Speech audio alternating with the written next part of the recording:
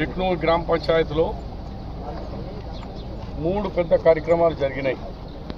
ఇప్పుడు మనం ఎక్కడ ప్రోగ్రాం ఉందో ఈ డైలీ కూరగాయలు వీక్లీ మార్కెట్ అండ్ డైలీ కూరగాయల మార్కెట్కు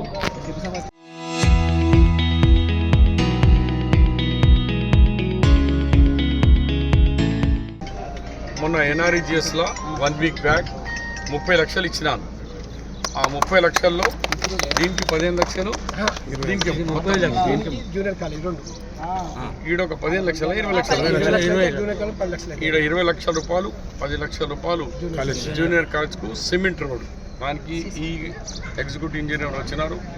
అలాగే ఇక్కడ అంగన్వాడీ ఒక మూడు సెంటర్స్ 9 అంగన్వాడీకి 9 సెంటర్లు, ఒక్కో సెంటర్కు 12 లక్షల రూపాయలు చొప్పున 3 అడిగిన వీళ్ళు, మేము 9 ఇచ్చినాం.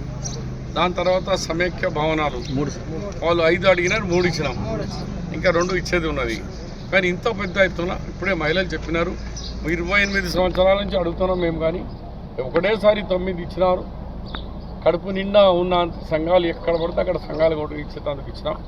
ఇది అంటే కాంగ్రెస్ పార్టీ డెవలప్మెంట్.